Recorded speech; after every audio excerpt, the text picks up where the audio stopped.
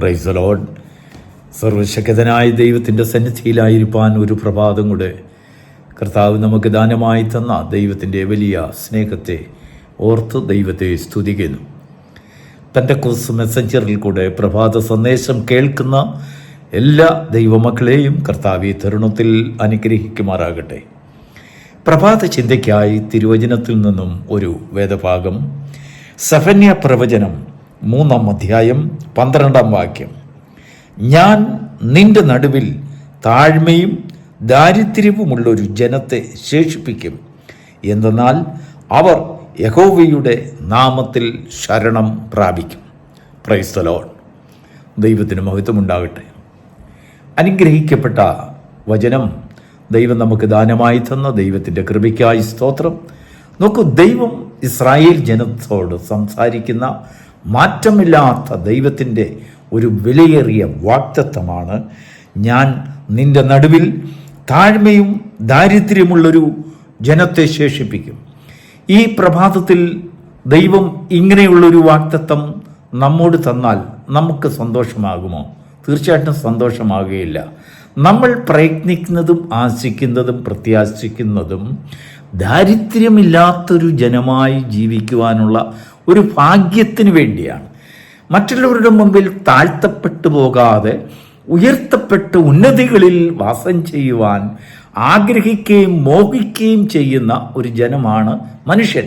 അതുകൊണ്ടാണ് അവർ ദൈവത്തെ ആരാധിക്കാൻ പോകുമ്പോഴൊക്കെയും അവരവരുടെ ദാരിദ്ര്യത്തെ ഏറ്റുപറഞ്ഞ് കർത്താവേ, ഞങ്ങളുടെ ദാരിദ്ര്യങ്ങളെ മാറ്റണമേ, പട്ടിണിയെ മാറ്റണമേ, പ്രയാസത്തെ മാറ്റണമേ എന്ന് നിരന്തരം പ്രാർത്ഥിച്ചുകൊണ്ടിരിക്കും.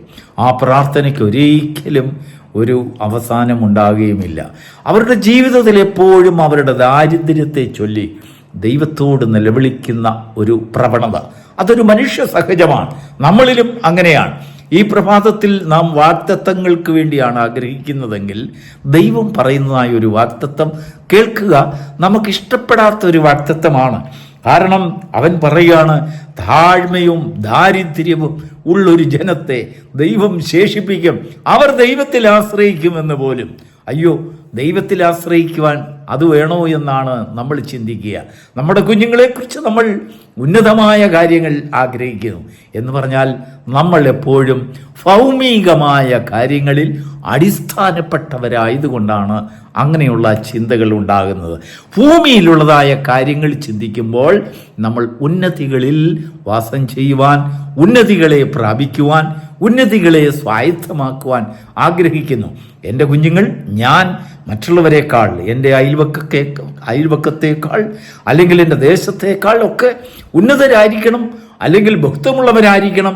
എനിക്ക് അങ്ങനെയുള്ളൊരു ഭാവി ഉണ്ടാകണം. ഞാൻ വളരണം, ഉയരണം, തഴയ്ക്കണം, അല്ലെങ്കിൽ വനപോലെ വളർന്നു പൊങ്ങണം എന്നൊക്കെ ഉള്ളതായ ചിന്ത. എനിക്കൊരു വാഹനമുണ്ടെങ്കിൽ മറ്റുള്ളവൻ്റെ വാഹനത്തെക്കാൾ, അയൽവക്കത്തെ വാഹനത്തെക്കാൾ നല്ലൊരു വാഹനമായിരിക്കണം. അത് ദൈവം തന്നു, it is A gift of God എന്ന് എഴുതി വയ്ക്കും. ദൈവത്തിന് മഹത്വം ഉണ്ടാകട്ടെ. നമുക്കൊരു ഭവനം തന്നാൽ നമ്മുടെ ആഗ്രഹം മറ്റുള്ളവരുടെ ഭവനത്തെക്കാൾ കൂടുതൽ വലിയ ഭവനമായിരിക്കണം. അതൊന്ന് ആഗ്രഹിക്കും, അതിനൊരു ബൈബിളിക്കൽ പേരിടും.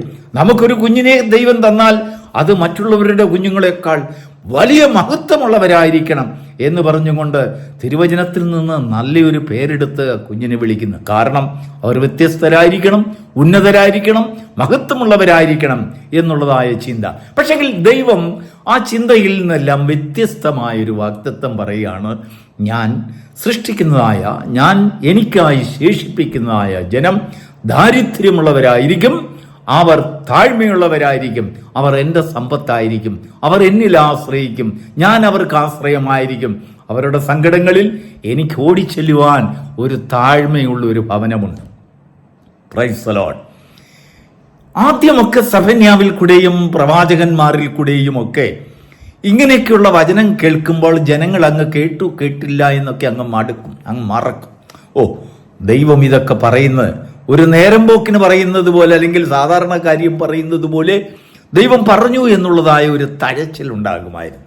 എന്നാൽ മനുഷ്യപുത്രൻ ഈ ഭൂമിയിൽ വന്നപ്പോൾ ദൈവം എന്ത് വാഗ്ദത്തമായി പ്രവാചകന്മാരിൽ കൂടെ പറഞ്ഞോ അതേ കാര്യം കർത്താവ് ചെയ്യുവാൻ തുടങ്ങി.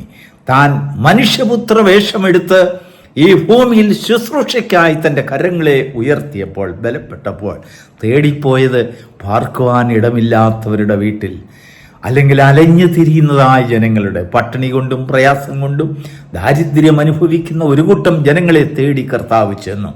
മലമേൽ കയറി കർത്താവ് ആദ്യമായി ചെയ്തതായ ഗിരിപ്രഭാഷണം മത്തായിയുടെ സുവിശേഷം 5-ാം അധ്യായത്തിൽ അത് പ്രതിപാദിച്ചിരിക്കുന്നു. നമ്മൾ അതിനൊക്കെ നല്ല രോമന പേര് കൊടുത്തു.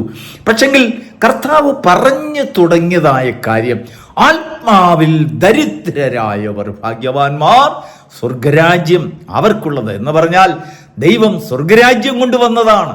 ഇവിടെ ആര് വാങ്ങിക്കുവാൻ നല്ലൊരു കസ്റ്റമറെ കിട്ടിയിരുന്നെങ്കിൽ, ദൈവം കർത്താവ് കൊണ്ടുവന്നതായ സ്വർഗരാജ്യത്തെ വാങ്ങിക്കുവാൻ കസ്റ്റമറെ തേടി ആർക്ക് വാങ്ങിക്കുവാൻ കഴിയും? ആർക്ക് വാങ്ങിക്കാൻ കഴിയും?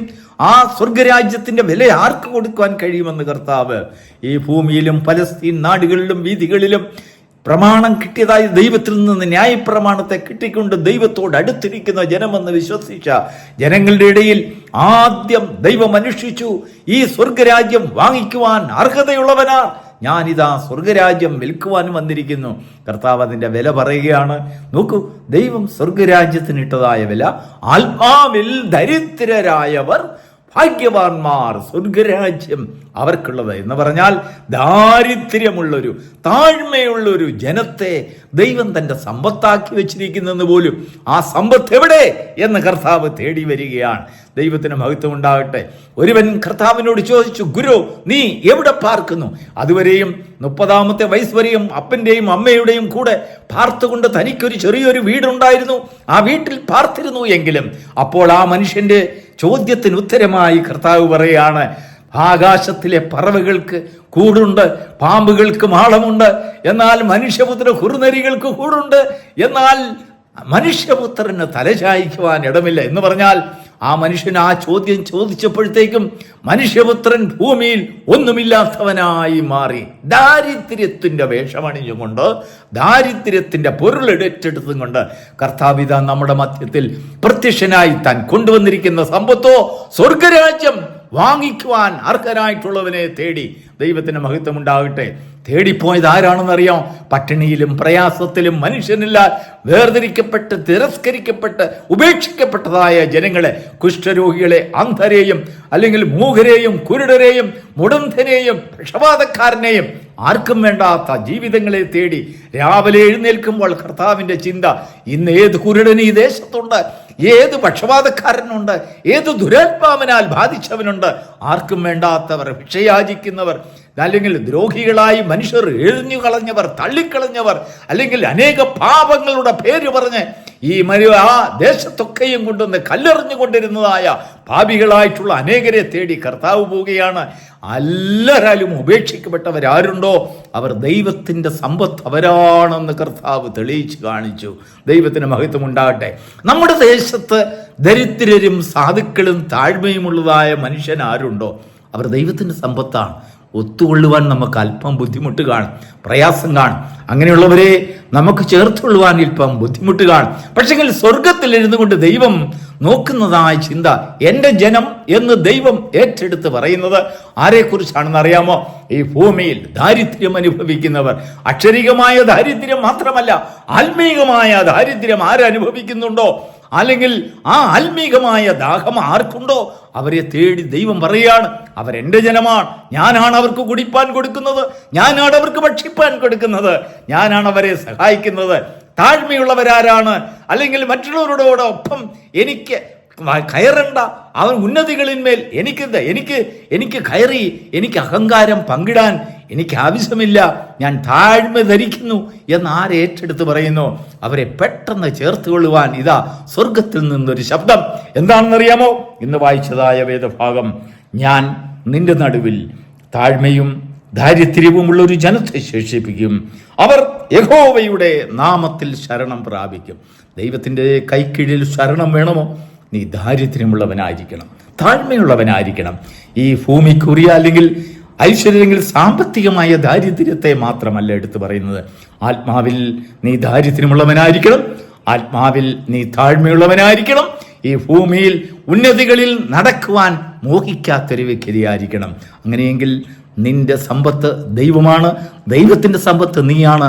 ആ ഒരു മഹാഭാഗ്യം ഈ പ്രഭാതത്തിൽ ദൈവം നമുക്ക് നൽകുമാറാകട്ടെ. Garh bless you.